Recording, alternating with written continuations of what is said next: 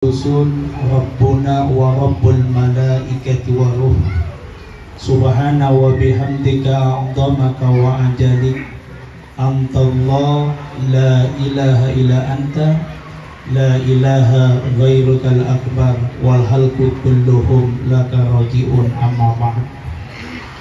Yang sama kita muliakan, kita hormati guru kita bersama Al-Habib Aqil bin Muhsin Al-Attas serta keluarga besar daripada Habib Muhsin Al-Attas. Mudah-mudahan beliau-beliau semua, guru-guru kita semua yang ada di hadapan kita ini, Allah angkat derajatnya, Allah kabul niat dan hajatnya, dan asbab beliau-beliau zuriyatun Nabi kita pun dijaminkan oleh Allah dan Rasulnya mendapatkan keberkahan lahir dan batin. Amin ya rabbal alamin. Mohon izin para habaib, saya tidak absen satu persatu, tidak mengurangi rasa ta'zim dan hormat saya terhadap beliau-beliau semua. Hadirin hadirat, Bapak Ibu jamaah Majlis Qutbil Antas ya. Majlis Qutbil Antas, dan alhamdulillah kita sudah dan hampir menyelesaikan daripada pembacaan burdah, yang mana alhamdulillah keutamaan baca burdah ini telah sama kita tahu. Saya pernah dapat ijazah burdah ini langsung dari Habib Zain bin Smith di Madinah.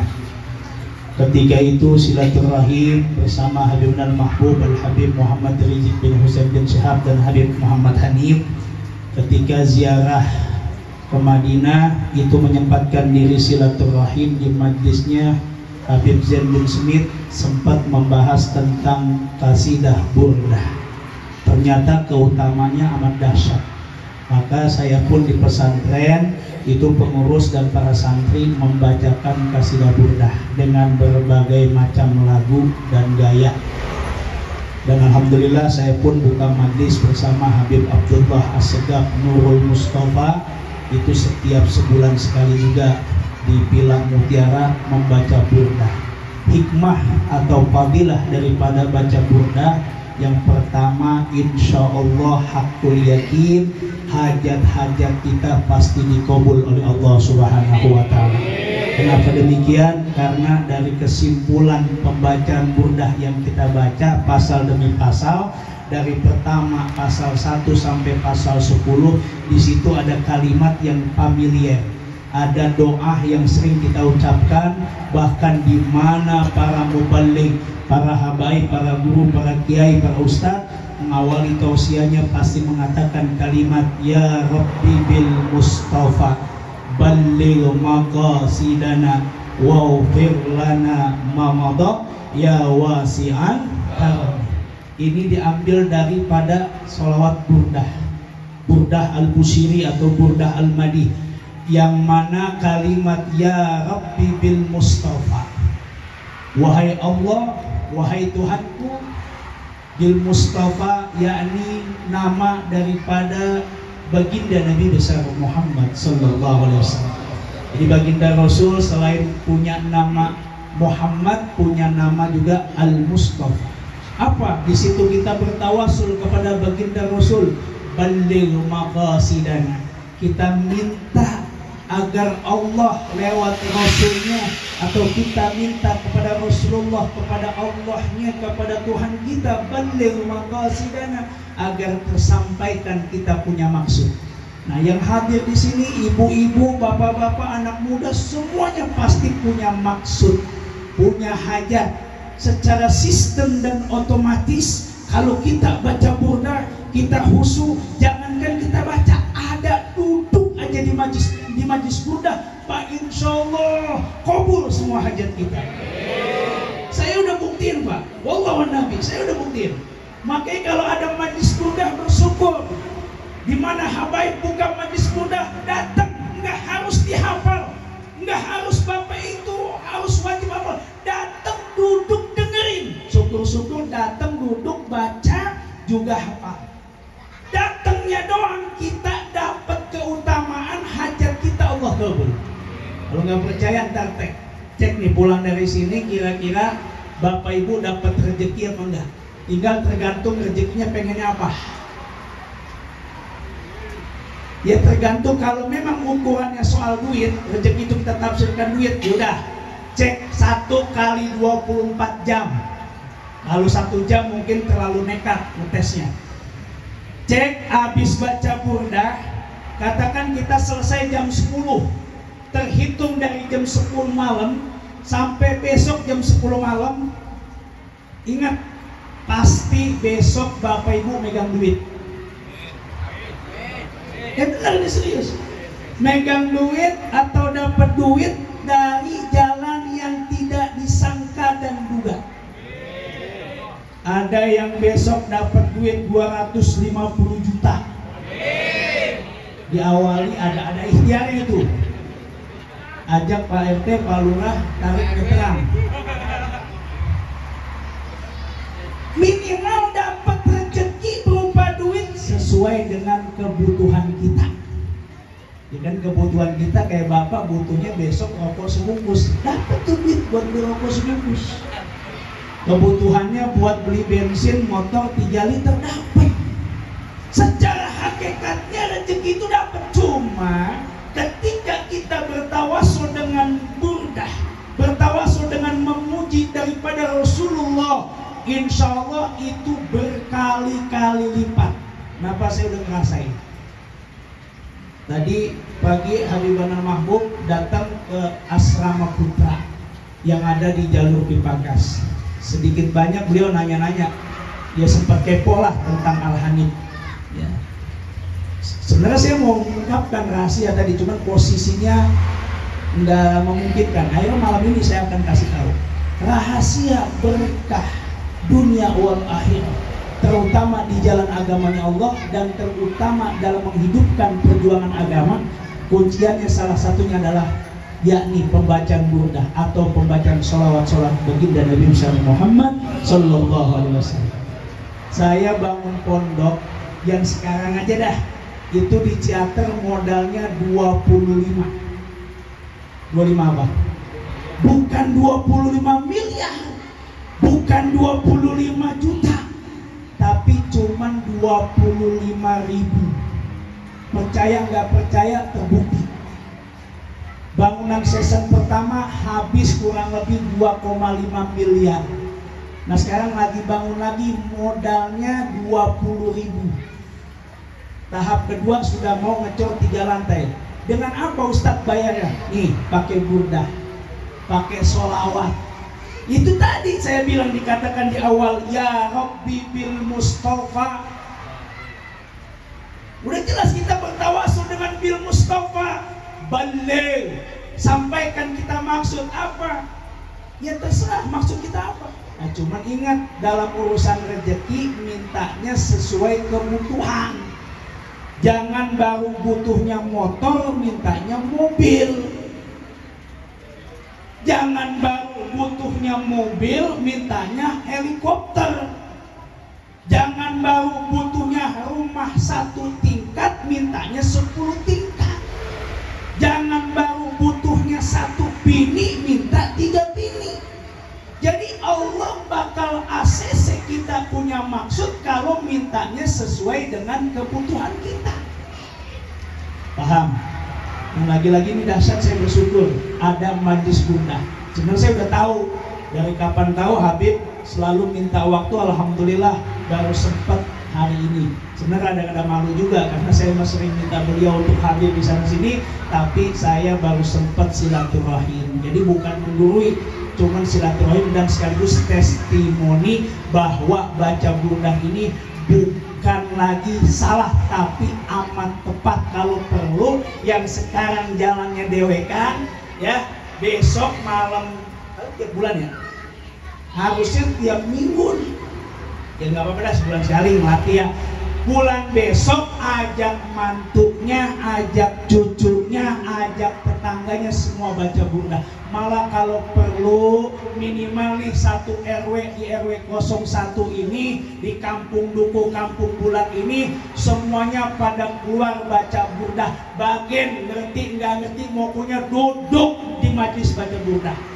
ajak Pak RT-nya, Pak RW-nya, ajak masyarakat semua, yuk duduk burdah, baca burdah, dipimpin langsung oleh Juriyatun Nabi yang ada jaminan semua hajat-hajat kita dikabul oleh Allah Subhanahu wa Ta'ala.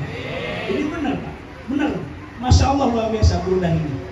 Baik hadirin sekalian, puja dan puji syukur mari sama kita panjatkan kehadirat Allah Jalla Jalaluhu. Salawat dan salam semoga terlimpah dan tercurah kepada Sayyidul Wujud wa kulli mawjud, yakni baginda Nabi besar Muhammad sallallahu alaihi wasallam. Baik, gak banyak yang saya sampaikan karena di burdah sendiri pun banyak nasihat yang kalau kita terjemahkan gak kelar sampai subuh. Ya pada intinya ikutin terus apa yang diajak Habib, terutama Habib Agil yang ada di Serua ini, ikutin. Habib ngajak ngaji, Habib ngajak maulid. Sebab khidmat sama cucu Nabi itu menyebabkan kita dapat ridho dari Allah. Satu contoh, karena ini Qutbil Anfas, saya jadi teringat oleh daripada pengarang atau penyusun Ratib Al-Abbas. Karena saya sendiri itu yang istiqamah tahadus bin nikmah yang menghidupkan majlis ratib Al-Abbas. Baru saya masih di Depok sampai saya hijrah ke Banten, ke Tangsel ini, itu yang saya hidupkan majlis pertama itu majlis ratib. Dan ratib yang pertama adalah ratib Al-Abbas, kemudian Al-Haddad, kemudian baru Al-Idrus. Jadi ada 3 ratib yang kami baca di pesantren Al-Hanif. Nah, bicara ratib Al-Abbas, di sini ada kalimat Qutbil Anfas Al-Habib Umar bin Abdurrahman Al-Abbas. Beliau punya murid namanya Syekh Ali Baros, yang mana Syekh Ali Baros ini khidmat dan takjim pada gurunya. Satu ketika Habib Abdurrahman Al-Abbas, Habib Umar bin Abdurrahman Al-Abbas ini itu sedang duduk. Kemudian Syekh Ali Baros lagi megangin kakinya, kalau kayak kita mah lagi mijitin.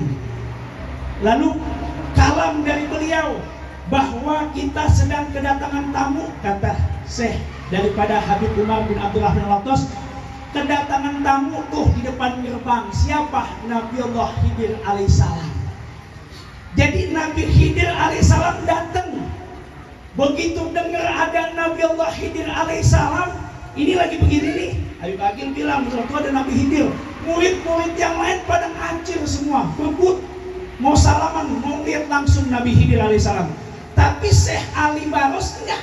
Lalu ditanya sama Habib Umar bin Abdurrahman Al-Abbas ini, kenapa ya Ali, engkau enggak kesana kayak santri-santri yang lain, kayak murid-murid yang lain? Lalu apa jawaban Syekh Ali Baros? Wahai guruku, aku tahu kedatangan Nabi Allah Khidir ke sini adalah mau berjumpa denganmu. Lalu kenapa aku harus nyamprinya? Karena yang lebih mulia adalah guruku. Oleh karena itu aku hanya cukup dengan megang kakimu dan tetap di sini bersamamu. Lalu apa kata daripada Habib Umar bin Abdurrahman Al-Abbas, pengarang daripada Ratib Al-Abbas ini? Beliau katakan bahwa ya Ali, ya, tidak akan aku ridhoi orang kirim Fatihah kepadaku tanpa disertai namaku. Makanya kalau kita tawasul Ratib Al-Abbas selalu disertakan Syekh Ali Baros. Artinya apa? Ini pertanda bahwa khidmatnya seorang murid terhadap guru sampai segitunya. Ayo khidmat sama habaib. Di sini keluarga Habib Muhsin Al-Abbas banyak 7 beradik ya, kalau saya 1, 2, 4, 3, 4, 5, 6, 7, 8 ya. 8-8 yang kita taati, 8-8 yang kita hormati. Jangan pakai disuruh pijitin saya, jangan. Tawarin diri yang pintar mijit, habis baca burdah tawarin nih Habib-Habib kita. Bib, saya pijit begitu. Bener, Syekh Ali Baros tiba gara-gara mijit dapat syafaat kok. Sampai dibawa-bawa namanya. Sampai saat ini kita kalau baca Ratib Al-Abbas tanpa menyebut Syekh Ali Baros kagak sah. Nggak nyampe tawasul kita. Ini saking hikmatnya. Makanya kalau Habib Agil ngundang untuk baca burdah, ngundang untuk maulid, ngundang untuk ngaji, kita hikmat, kita takjim. Intinya yang namanya ama habaib kita kudu hormat. Biar kata zaman sekarang lagi ada kaum Imaduddin yang lagi ngacak-ngacak, ngobok-ngobok habaib. Jangan pakai ikut-ikutan. Dan sekarang lagi rame nih, lagi pada kisru soal nasab. Pesan saya buat masyarakat Serua, jangan terpancing soal nasab, jangan ikut-ikut mikirin nasab. Pikirin aja nasib masing-masing. Jadi nggak usah mikirin nasab, pikirin nasib. Bagaimana biar nasib kita baik? Ikut habaib. Oh, Habib kan katanya palsu, jangan dengerin. Habib mah mau gimana kok kita hormatin. Tuh lihat Syekhona Khalil Bangkalan. Kita sering ziarah Wali Songo, kadang kita mampir ke Bangkalan, di situ ada makam Syekhona Khalil Bangkalan. Beliau bisa diangkat derajat oleh Allah karena apa? Karena memuliakan habaib. Satu ketika beliau punya majlis, lagi kayak begini ada majlis, tiba-tiba ada juriatun Nabi, ada cucu Nabi, ada habaib datang dengan perlakuan, dengan sikap yang mungkin dipandang oleh mata negatif. Akhirnya yang dilakukan oleh Syekhona Khalil Bangkalan, ini habaib diselamatin, digiring, dibopong, dibawa ke kamar Syekhona Khalil, kemudian disuruh tidur istirahat di kasurnya. Nah, gara-gara tempat atau kasur daripada Syekhona Khalil dijadikan tempat istirahat Habib yang dilihat mata itu berbuat negatif, satu ketika Rasulullah langsung datang tidur juga di tempat tidurnya Syekhona Khalil Bangkalan. Itu apa? Gara-gara ngelindungin, nyelamatin, jagain daripada cucu Nabi yang dianggap oleh mata kita terlihat berbuat negatif. Artinya apa? Yang namanya cucu Nabi mah ibarat kalau kata Mbah Maimun Zubair, Allah yarham, yang selalu saya kunjungi hampir setiap bulan makamnya di Ma'la. Kalau kata beliau, habaib ini seperti musab-musab Al-Quran. Kita kalau lihat musab Al-Quran tercecer, kita comot apa kagak? Kita sayangi apa kagak? Kita jaga apa kagak? Nah, habaib seperti itu. Jadi dimanapun ada habaib, dimanapun ada curiat Nabi, oh dia katanya Habib, dia kata baru katanya, jangan pakai nanya ngecek asli atau tidaknya, nggak usah. Selagi dia ngaku dirinya habaib, beliau habaib, udah kita percaya sama anwatoan, cinta sama habaib, cinta dan takjim. Insya Allah ketakjiman dan kecintaan kita terhadap habaib akan mengundangkan keberkahan buat kita semua. Itu saya juga lakuin. Makanya saya di Al-Hanif nggak mandang bulu, mau Al-Atos ke, mau Al-Hadad ke, As-Segab, As-Sakron, Sahab, apa baik saya deketin. Pokoknya namanya Habib kita kudu cinta. Kudu cinta. Kalau perlu banyak-banyak bagi hadiah buat habaib. Kalau ngasih sedekah jangan. Karena kita nggak boleh ngasih sedekah, ngasih zakat ke habaib. Kalau mau ngasih niatnya hadiah, ya. Gak usah gede-gede, kasih habaib. Tiap ngaji bulanan gini masing-masing nyempal, satu orang 500.000. Niatin ngasih hadiah. Kalau Habib Agil dapat satu murid 500.000 hadiah, Masya Allah, bisa bebasin tol. Jalan tol bebasin, ada nggak? Ya. Kenapa? Kan kadang-kadang yang diisukan oleh kaum Imaduddin, oh Habib begini, Habib Bedawir, Habib yang mana? Oh no, enggak. Karena habaib juga tahu, emang udah diajarkan kalau datuknya nggak boleh begini, nggak boleh begitu. Makanya ketika kita memberi kepada habaib, niatkan itu hadiah. Habaib nggak ada yang ngedawir, nggak ada, itu hanya oknum.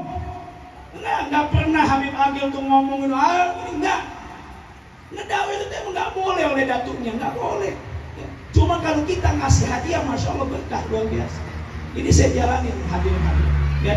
Nah makanya saya bersyukur, lagi-lagi saya bersyukur, saya kesini bukan mau ngajar, cuma nyari keberkahan sama Habib Agil. Ya, tapi biar kata cuma datang nyari keberkahan, kalau pulang dibagi saya ambil. Karena yang disebut berkah itu kalau yang baginya Habib itu makin berkah. Saya kadang suka ngiri. Saya berapa kali hampir nggak kehitung dengar ceramah Habib Agil itu selalu bagi sorban, bagi duit. Dalam hati saya, buat kapan dibaginya nih? Karena saya pun termasuk orang yang tabarukan, pengen dapat berkah. Saya pernah dapat imamah dari Habib Rizik. Saya simpen, kadang saya pakai di hari-hari tertentu. Ya, kemarin santri saya dibagi sorban nama Habib Agil. Saya mah cemburu sebenarnya, ngapa santri gue yang dibagi, gue bilang mau dipakai buat dakwah, dan hati saya begitu. Tabarukan. Ya kalau buat beli ya bisa dibelikan beda, Pak. Ya dari guru mah masya Allah kali baik saya udah silaturahmi ke sini ada bekal. Pokoknya apapun yang dibagi Habib saya nggak bakal nolak, karena saya anggap itu adalah keberkahan.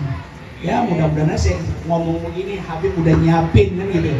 Apapun itu akan saya ambil dia. Benar, saya nggak bakal nolak. Habib jangan ngarep, oh kali Kiai Jazilul tadi ditolak. Agak, justru saya malah ngarepin.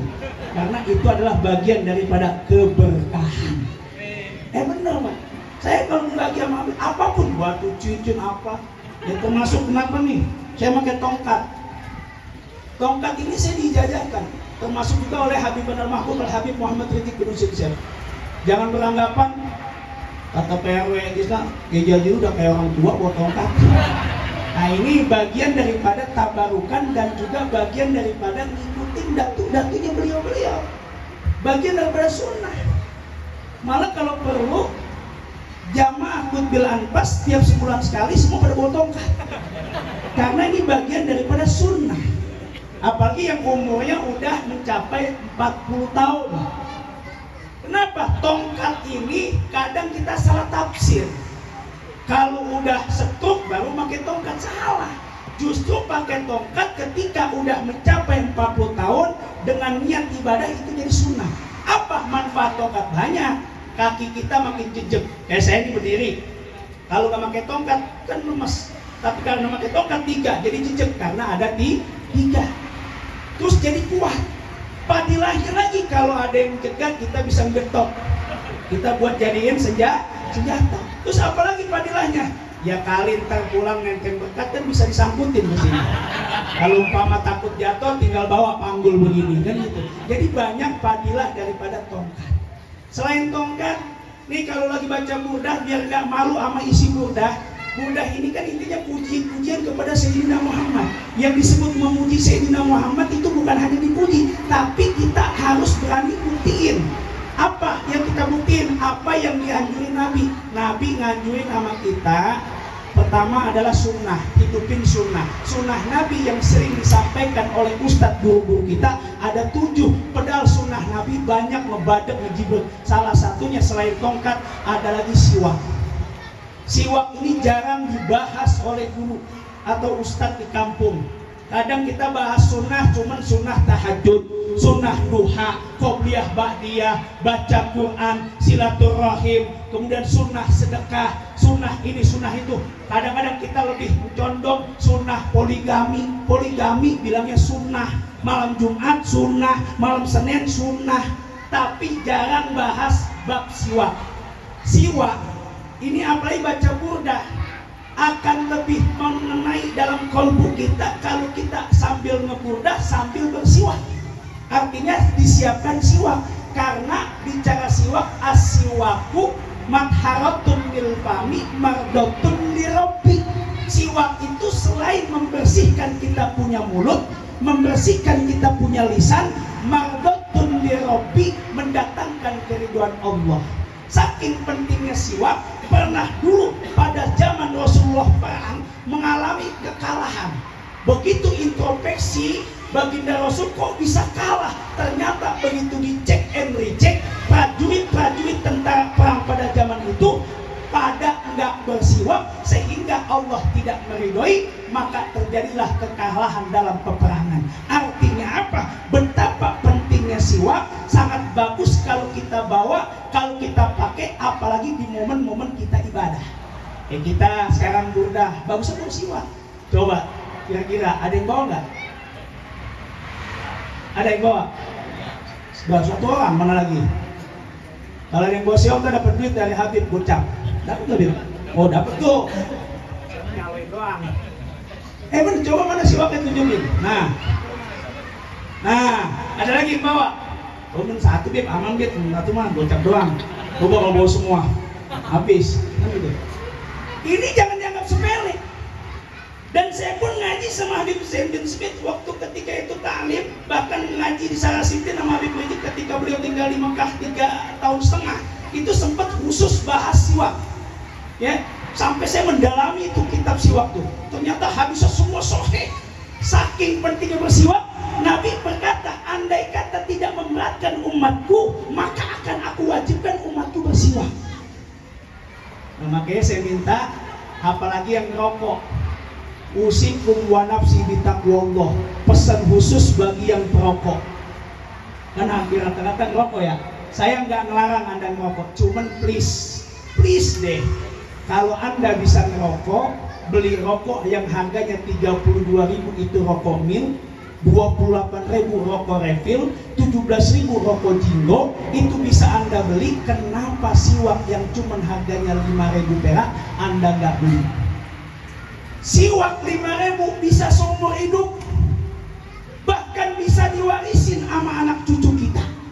Makanya kalau kita umat Islam nggak usah pusing-pusing warisan buat anak kita, warisin aja siwak. Jadi udah beli nih 5.000, udah kita pakai, romannya kita mau mati, ngomong sama anak cucu, anak cucu mantu, gua nggak bisa ngewarisin tanah, emang kagak ada tanahnya. Gua nggak bisa ngewarisin duit, emang kagak ada duitnya. Tapi gua punya satu benda, bendanya keramat. Itu siwak udah gua pakai 20 tahun. Yang mana kata Nabi, as-siwaku madharatun lil fami mardatun mirobi. Siwak itu bisa bersihin kita punya lisan, kita bersihin kita punya mulut, dan mendatangin ridhonya Allah. Ingat, kalau Allah udah ridho, insya Allah lu pada berkah, pada lancar rezeki lu. Siwak ambil semeninggalnya gua, makan dan pakai tuh siwak. Tuh wasiat yang benar. Ya Pak ya, pulang dari sini pada beli siwak. Kalau perlu nanti Habib bulan besok hadiahin jamaah Bunda siwak yang sudah dijajakan oleh Habib. Jadi kalau bisa siwaknya yang dijajakan oleh Habib. Gimana dijajarin siwak? Ya kalau udah hijajain sama guru, dipakai dulu sama guru buat ngelap gigi guru, baru dikasih. Jangan enek, jangan gigi. Emang berkah. Emang kalau perlu siwak kita itu pernah dipakai sama guru kita, insya Allah berkah. Ya, dan di PR-nya pulang dari sini pada beli siwaknya. Ya rokok 30.000 tiap hari dibeli. Masa siwak goceng seumur hidup kagak? Ya. Atau besok Habib beli siwak yang banyak pada beli sama Habib, modalnya goceng, tapi jualan 50.000 Bib. Ya biar berkah. Nanti kalau baca burdah mau pasal ke-1 nyiwak, pasal kedua nyiwak, 10 pasal 10 kali nyiwak. Yang rokok habis rokok nyiwak sebatang, 2 batang nyiwak. Kalau perlu bikin camplong rokoknya dari kayu siwak. Kayak itu malaikat. Nah ini orang ngerokok penyiwak nih, saking pentingnya bersiwak. Jadi itu aja sekedar sharing, mudah-mudahan sedikit tapi banyak bawa manfaat. Kita baca Ummul Quran surah Al-Fatihah, doain Habib Agil beserta keluarga besar beliau, Allah angkat derajat, Allah jaga kesehatannya, Allah sukseskan dalam perjuangannya. Majlis Ta'lim Kuntul Anfas terus makin berkembang, makin besar, makin berkah dalam keridhaan Allah Subhanahu wa taala. Begitupun dengan kita yang hadir, mudah-mudahan kita Allah istiqomahkan untuk selalu mencintai para habaib, cinta pada juriyah Nabi, dan istiqomah dalam ihya'us sunnah li ridhaillah wal barakah. Al-Fatihah. A'udzu billahi minasyaitonir rajim. Ya kita